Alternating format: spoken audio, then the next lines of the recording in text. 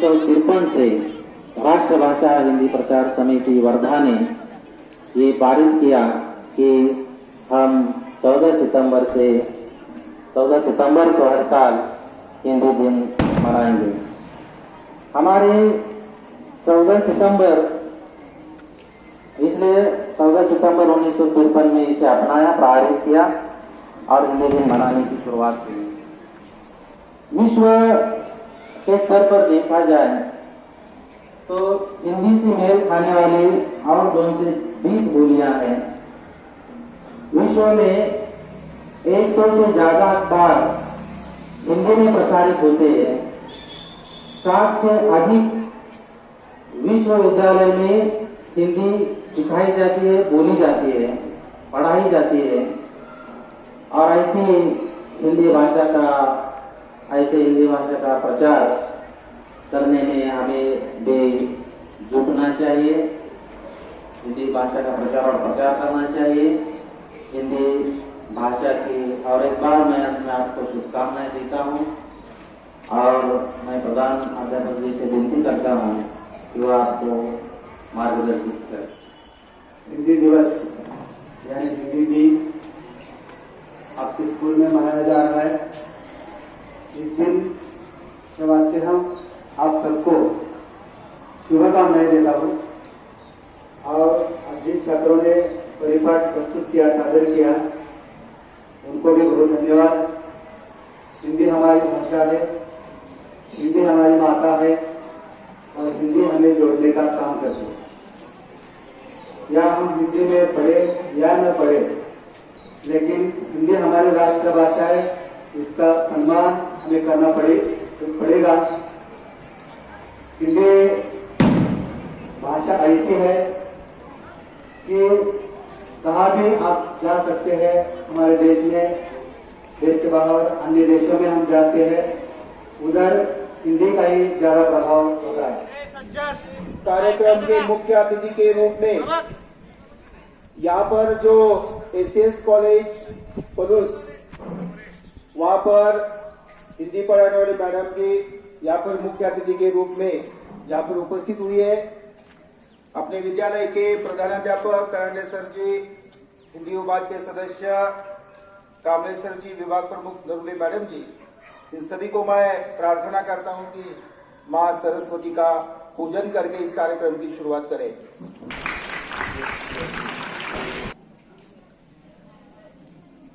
हमारा भारत अलग अलग प्रांतों में बटा हुआ, अलग अलग भाषा अपनाया हुआ, फिर भी जब हमारे देश पर कोई आंच आती है तो हम सब एक साथ होकर कहते हैं कि हम सब भारतीय हैं।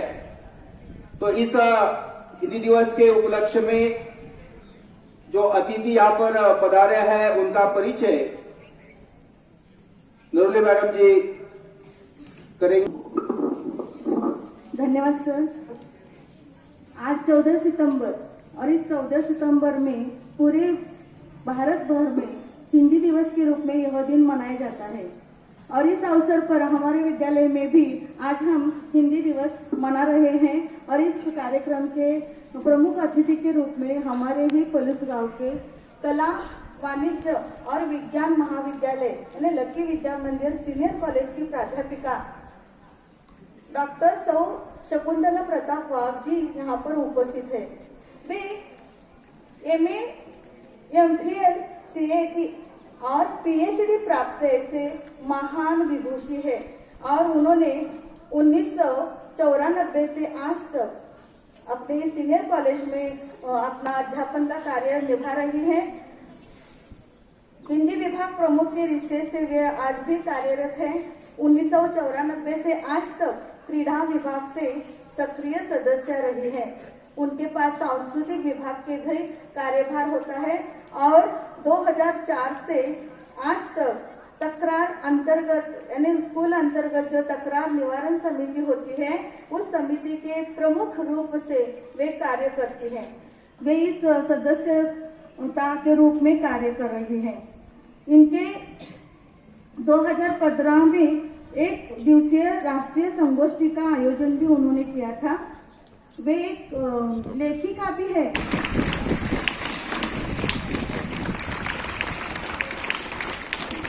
पर शान हमारी हिंदी है, गर्व है हमें हिंदी पर, शान हमारी हिंदी है, कहते सुनते हिंदी हम, पहचान हमारी हिंदी है, कहते सुनते हिंदी हम, पहचान हमारी हिंदी है, हम सबका अभिमान है हिंदी, भारत की शान है हिंदी, हम सबका अभिमान है हिंदी, भारत की शान है हिंदी। और इस हिंदी दिन के अवसर पर मैं सभी को हिंदी विभाग की ओर से हार्दिक शुभकामनाएं देती हूँ। और यहाँ पर पिछले 2 दिनों से हम जो प्रतियोगिता कर रहे हैं, इस प्रतियोगिता में अव्वल आने वाले छात्रों का यहाँ पर नमस्कार, मेरा नाम अस्मिता योगेश कौर, मैं इयत्ता 5वीं कक्षा में पढ़ती हूँ। मैं आज आपको एक कविता गाकर दिखाऊंगी।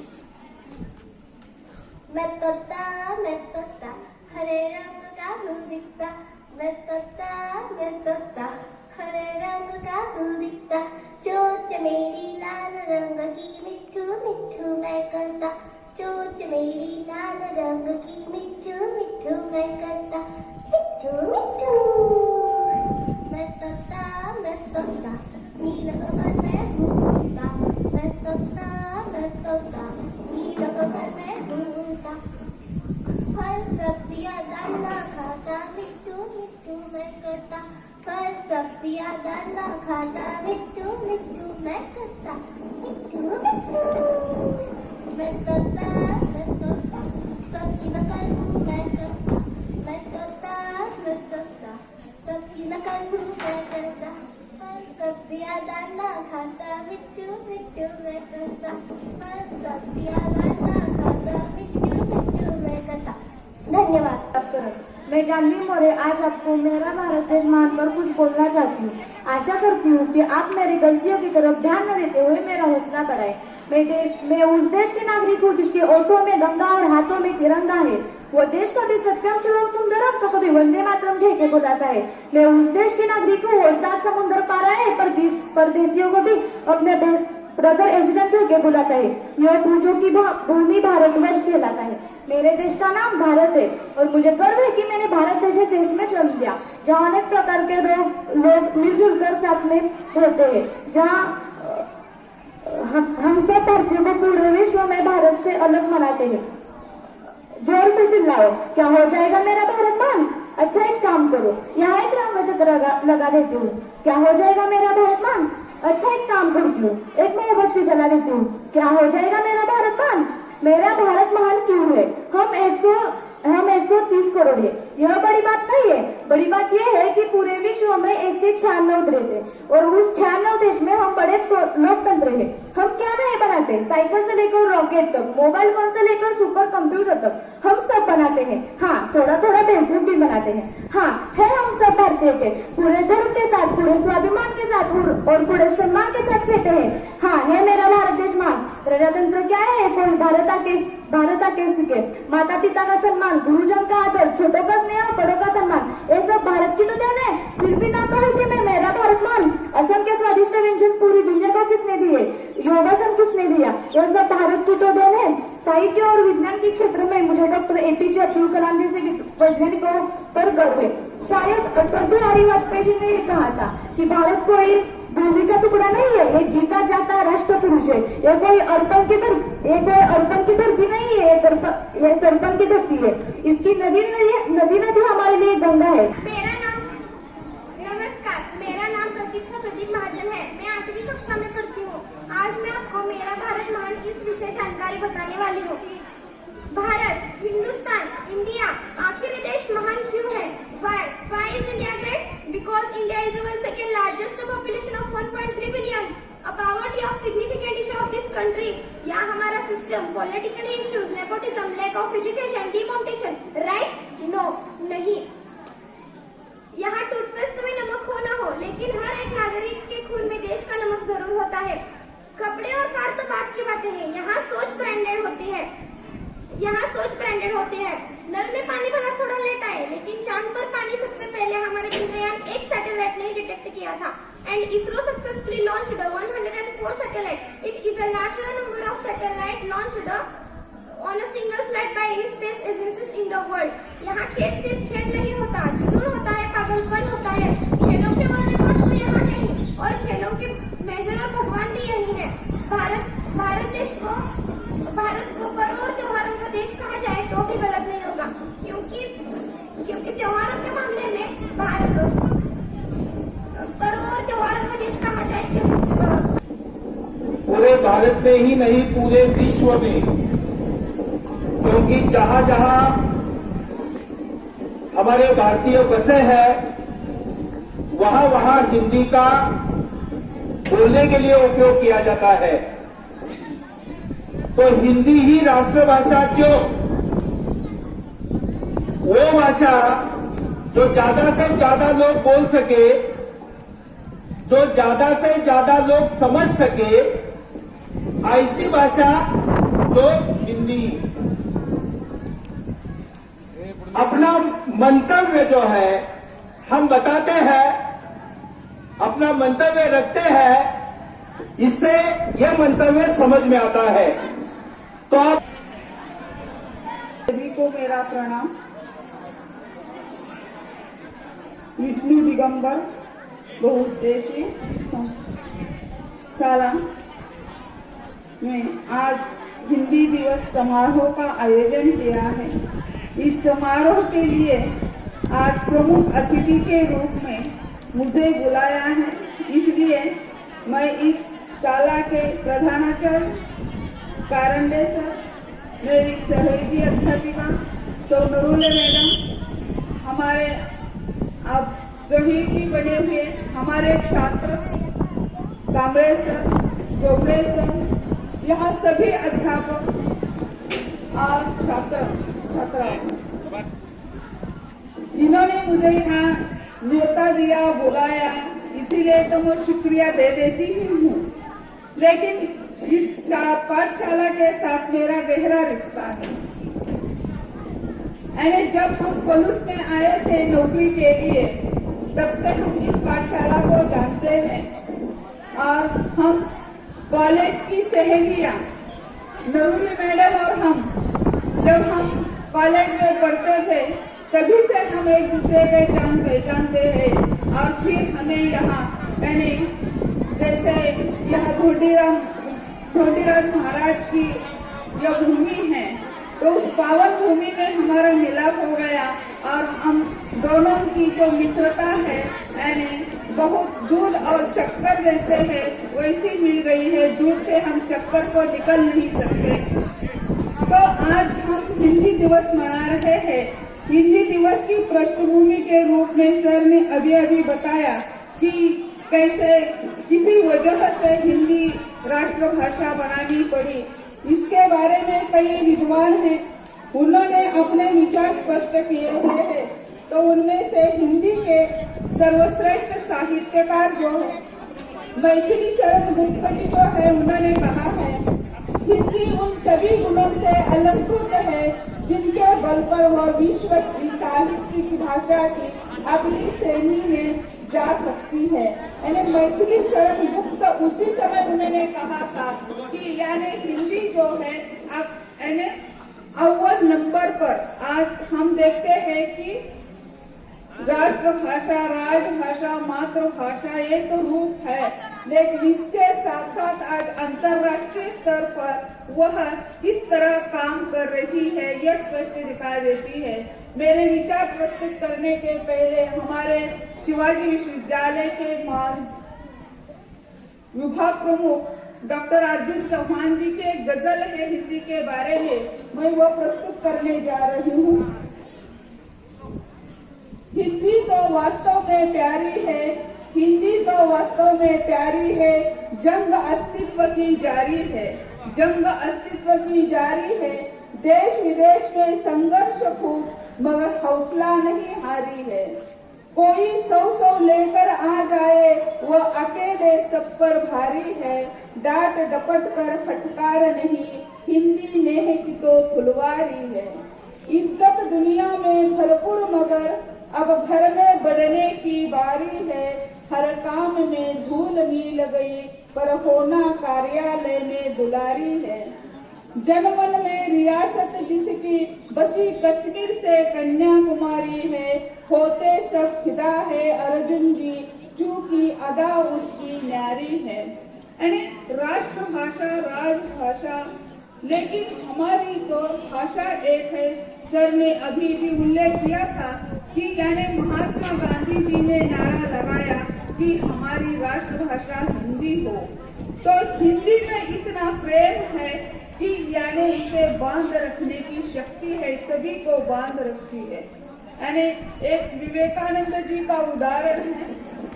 एक अंग्रेजी व्यक्ति जो है वह हिंदी में विवेकानंद जी से कहता है कि आप विदेश आकर कैसा लगता है आपको विदेश में। तो विवेकानंद जी कहते हैं कि I am fine, our country is beautiful. तो उस अंग्रेज अफसर को लगा कि अरे इसे तो मैंने हिंदी में पूछा कि हमारा देश कैसा लगता है। फिर वह अंग्रेज अफसर से जवाब देने के बाद उसे कहते हैं कि यानी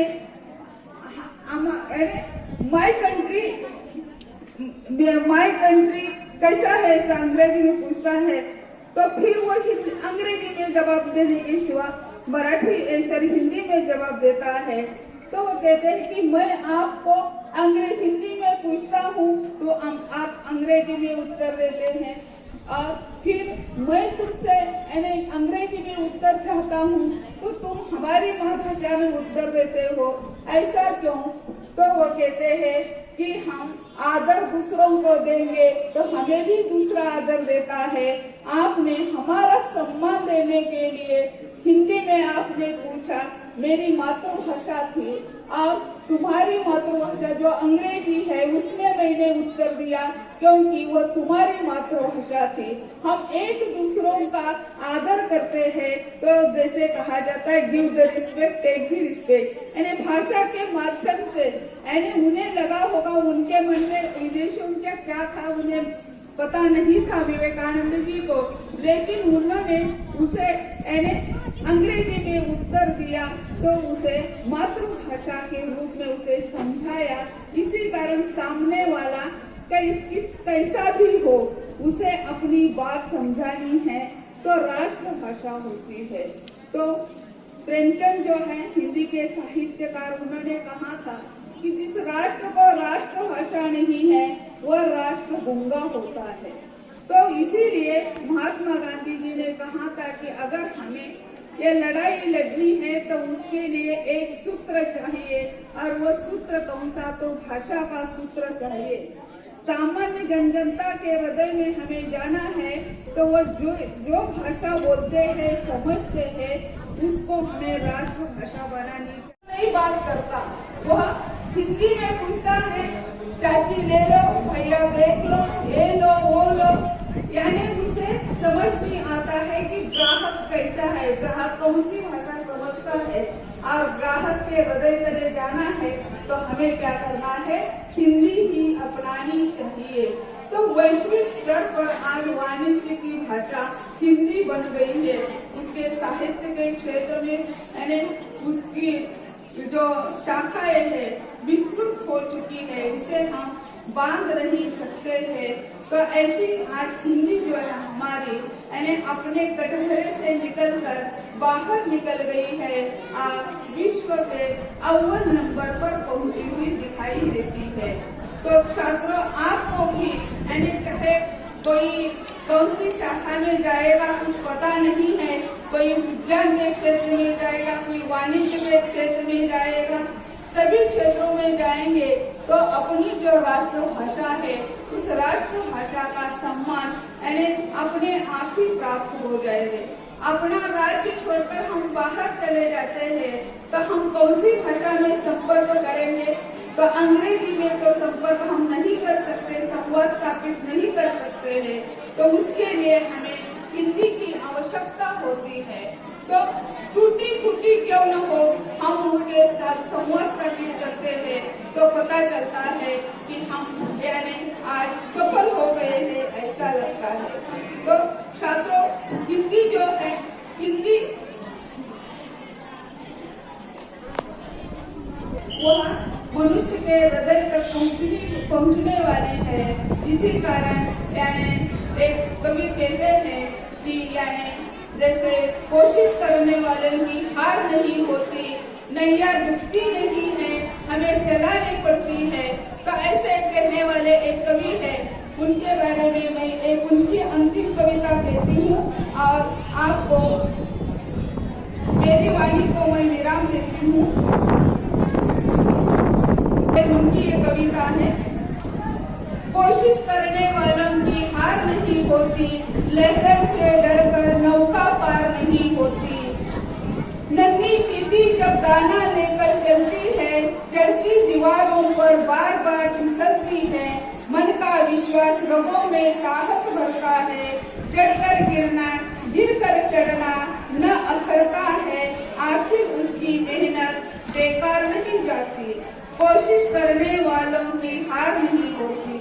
डुबकियां सिंधु में गोताखोर लगाता है, डुबकियां गोताखोर सिंधु में लगाता है। जा जाकर खाली हाथ लौट कर आता है, मिलते नहीं शहद ही मोती गहरे पानी में, मिलते नहीं शहद ही मोती गहरे पानी में। पड़ता भुगना उत्साह इसी हैरानी में, मुट्ठी उसकी खाली एक बार नहीं होती, मुट्ठी उसकी खाली। अपने व्यक्त किया यहाँ पर। बच्चों, तुम लोग सभी को हिंदी पसंद है ना, या नहीं? हमारी राष्ट्रभाषा है और इस राष्ट्रभाषा के महत्व को हमने भारत ने तो बहुत सी प्रगति की है और इस प्रगति के अवसर पर हमारे भूतपूर्व प्रधानमंत्री अटल बिहारी वाजपेयी जी की एक सुंदर सी कविता है। हमें अपनी उन्नति करते हुए भी अपने देश को किस तरह से ढालना है यह और अपना जीवन कैसे व्यतीत करना है, यह मैं कविता यहाँ पर पेश करती हूँ। सभी लोग ध्यान से सुनते हैं ना? बेटे बेटे सावधान।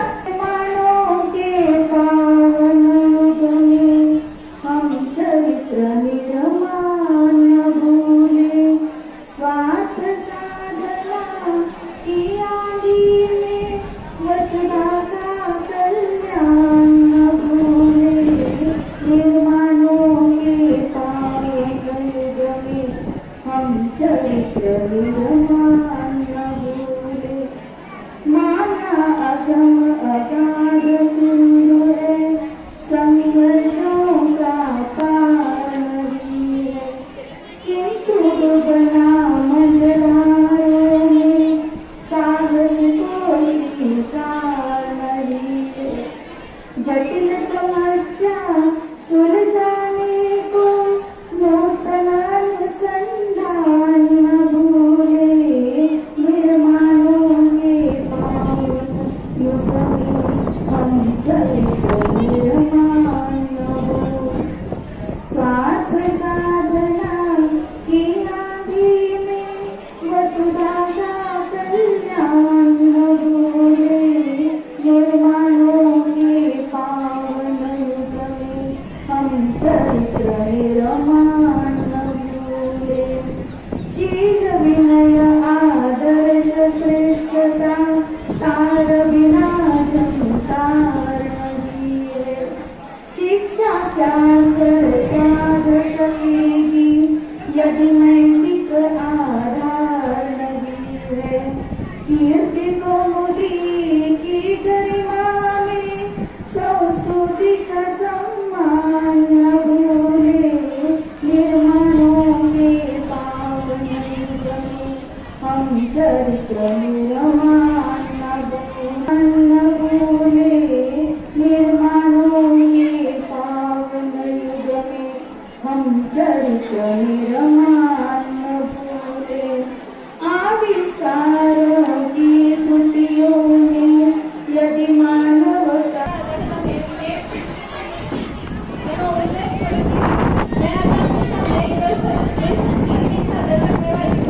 ओ देश में है